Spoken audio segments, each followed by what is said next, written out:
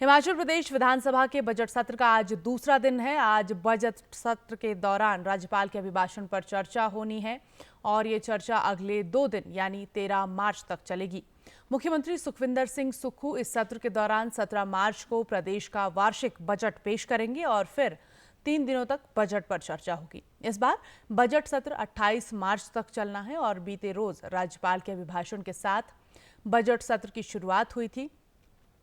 सत्र के पहले दिन अपने अभिभाषण में राज्यपाल ने प्रदेश सरकार की उपलब्धियां गिनाई और राज्य सरकार के 2 साल के कार्यकाल को व्यवस्था परिवर्तन का कार्यकाल बताया। राज्यपाल ने कहा कि राज्य सरकार ने आवास योजना के तहत आवास बनाने को मंजूरी दी है, बेघर लोगों के लिए योजना तैयार की है, पुरानी पेंशन योजना की बहाली का काम किया है और जनहित के मुद्दों पर अहम फैसले लिए गए हैं। इसके साथ ही राज्यपाल ने बीते 2 सालों में शिक्षा क्षेत्र में विकास कार्यों का भी अपने अभिभाषण में जिक्र किया है। और इस खबर पर ज्यादा जानकारी के साथ हमारे संवाददाता कुलदीप फेरान हमारे साथ जुड़ चुके हैं। कुलदीप, बजट सत्र का आज दूसरा दिन है और अभिभाषण के ऊपर चर्चा होने के साथ साथ आज सदन में क्या कुछ खास रहने की उम्मीद? कुलदीप फेरान। जी हेमलता, दूसरे दिन की अगर हम बात करें तो अभी लगभग 10 बजे भाजपा के विधायक दल की एक बैठक होनी है।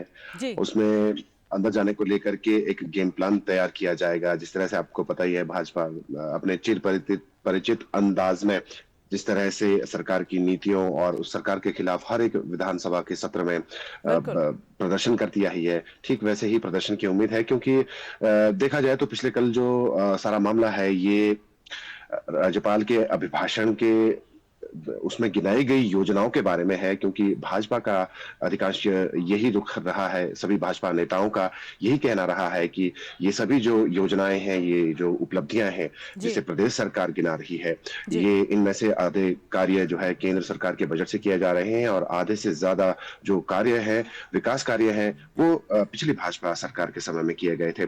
तो उसी रणनीति को लेकर के आज जो है विपक्षी दल भाजपा का आक्रामक रवैया जी। देखने को मिल सकता है सदन से पूर्व सत्र में जाने से पूर्व। जी बिल्कुल। जी। कुलदीप, एक बात और है कि कई सारे ऐसे मुद्दे हैं जो इस वक्त प्रदेश में चल रहे हैं, चाहे पेंशन का हो या फिर वो तमाम जो कर्मचारी हैं उनकी सैलरी का मुद्दा हो। इसके अलावा और कौन से ऐसे मुद्दे हो सकते हैं जिनको लेकर के विपक्ष हमलावर नजर आएगा? कुलदीप। जी बिल्कुल हेमा, आपने कहा कि कर्मचारियों का जो मसला है वो जी। अहम मसला रहने वाला है। क्योंकि देखा जाए तो लगभग विभिन्न जो विभाग हैं, बोर्ड हैं, निगम हैं, बिल्कुल। उनके जो कर्मचारी हैं बीते कई महीनों से सैलरीज को लेकर के और पेंशन्स को लेकर वो सड़कों पर तो है ही है।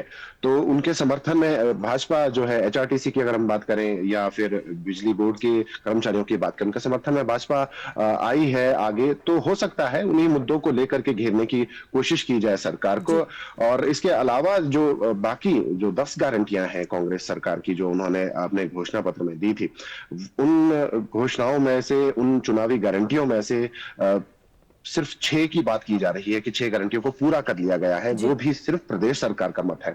जी। जबकि विपक्ष ये मानता है कि उन गारंटियों में से किसी भी एक कार्य को पूरा नहीं किया गया है। तो ओवरऑल जो है, इन्हीं मुद्दों पर जो है प्रदेश सरकार को घेरने की कोशिश रहेगी विपक्ष की। बिल्कुल बिल्कुल कुलदीप, बहुत बहुत शुक्रिया तमाम जानकारी